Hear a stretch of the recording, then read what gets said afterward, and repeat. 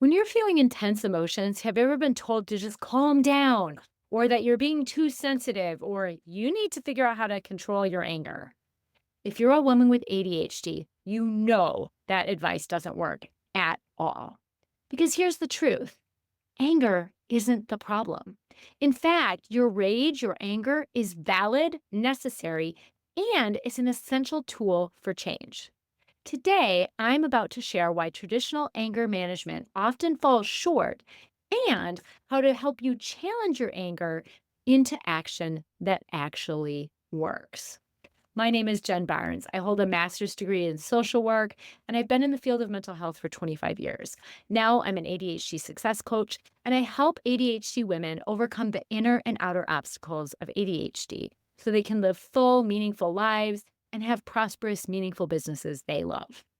If you've ever struggled with intense anger, you're not broken. And today we're about to dive into why your rage matters and how to use it as fuel for effective action. Let's get into it. So, first, let's talk about why anger feels so intense inside of our ADHD brains and bodies. ADHD brains are wired for emotional sensitivity. And if you think about it, this was important during early times when we were living out in the wilderness and we needed to be sensitive to catch things going on in our environment. We were often the ones that found the berries or saw the danger coming, right? So this is important. But what this means in our modern society is that many of us experience things like rejection sensitive dysphoria. This means that criticism can feel like a personal attack, and it can trigger intense anger, sadness, hurt, or that common spiraling we can do into feeling bad about ourselves, perhaps even spiraling into shame. Secondly, we commonly experience emotional dysregulation. Our brains can struggle to process emotions in a balanced way, leading to big emotional waves, not to mention how sticky our ADHD brains can be, such that we remember painful experiences. Like, I'm sure if you're like me, you remember that time in eighth grade when you said something that other people thought was stupid, and you're like, oh my God, why did I do that? Right? We have these sticky brains. And so then when something happens in the present, it can trigger all those times that were similar and amp up the emotions we're feeling about what's happening now. Number three, many of us experience chronic frustration from constant struggles with focus, time management, getting stuff done, and or being misunderstood. All of this can build up into resentment and rage. And last, but certainly not least, being a woman living in the patriarchy. Here's the deal. Living in patriarchy has led all of us to be given something called the caring mandate at a very young age, which means we were socialized to always put everyone else, their wants and their needs, way before our own. Further, it prioritizes men in dozens, probably hundreds of ways, and in fact, socialized men to do this, whether it's how they take up space in conversation, or physically, as in mansplaining or not sharing public space well. They get paid more for the same work. They expect women to do all of the work at home, except maybe their one indoor chore of taking out the garbage, although they often need reminders about it. And they expect women in workplaces to do all of the note taking in meetings and all of the social related planning that goes on in workplaces and other things. This is a lot for us to feel angry about. It's valid. So if you're feeling intense anger, it's not because you're too emotional or too sensitive. It's because you have a lot of reasons to feel angry in the first place.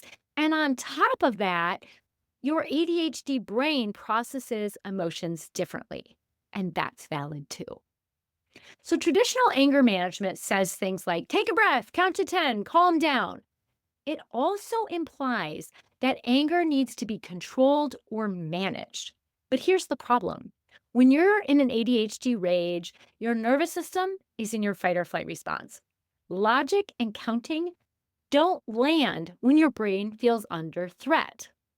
Plus, being told to just calm down can feel dismissive and increase shame. So I found this out the hard way early in my therapy career when I suggested someone take some breaths. Let's just say it was grossly ineffective and unhelpful for them, and it certainly did not go well for me. Plus, that anger that you're feeling is there for a reason. It is communicating something. The way I look at it is that there is a part of you that has a big concern, usually related to a violation of some kind, and it's just trying to get your attention. So, controlling this part is not effective. It might work in the short term, but in the long run, that anger will build up and come out in other ways. Here's the truth: anger is a neurobiological signal, just like all of your other emotions. Specifically, anger is your brain saying, yoo-hoo, something's wrong, something needs to change here. The anger itself isn't a problem. It's how we respond to the anger that matters. So instead of trying to control, manage, or somehow push down that anger, it's more effective to do this. One, acknowledge the anger without shame, which is tough for women because people struggle with women expressing anger. And we've been taught that women should not be angry, right? So acknowledge the anger without shame. And if you're into parts work like me, name that a part of you is feeling angry.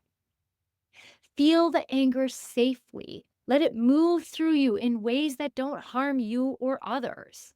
For me, this is often through writing or movement, sometimes kickboxing, oftentimes dance. Then channel your anger into action. In other words, use this anger for the purpose that it was intended, a fuel for change, and likely some boundary setting. More specifically, here's what helps me and many of the women I work with. First, do some kind of physical movement to release the energy. Remember that when you're getting triggered into anger, you're likely getting triggered into your fight or flight response. So you just got a big dose of some biochemicals like cortisol, adrenaline, noradrenaline that are there to help you fight or flee. But with the anger that you're likely feeling in this moment, it's not that you need to fight or flee, but rather address the situation. So it can help to move some of that anger through your body. My favorite is to do the calmness mudra, where you lift your hands up like goalposts and shake your hands. You could also stomp your feet or go for a walk. Like I said before, sometimes I need to even do a little bit of kickboxing to get it out, usually shadow boxing. Number two, regulate your nervous system.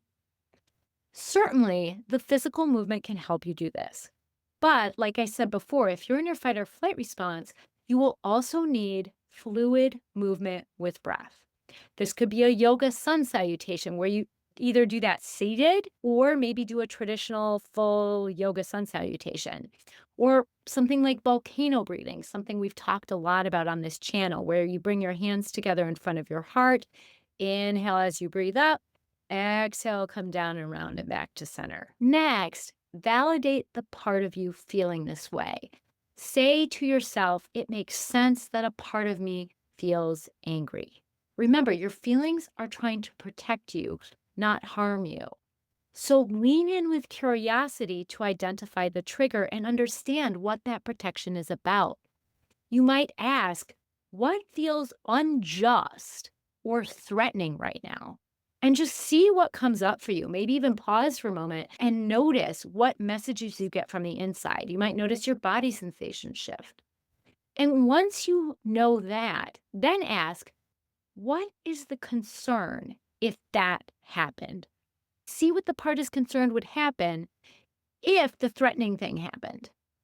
And then ask, what is the concern if that thing happened? And keep going, so on and so forth, until you get to the core of it.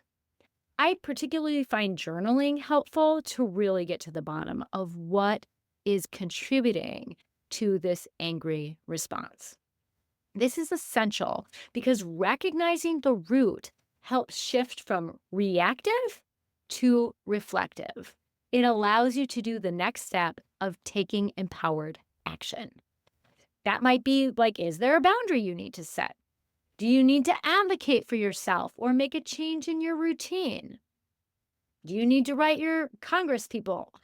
Whatever it is, right? Sometimes the action can be as simple as writing it out or having a safe conversation with someone about what you need right now. Here's the truth: anger can be a powerful tool for change. It shows you where your boundaries are, where something isn't working, or where you're feeling unseen but need to be seen. By listening to your anger instead of suppressing it, you learn more about your needs and how to honor them. That is how rage becomes growth. So by now, I hope you see that your anger is valid.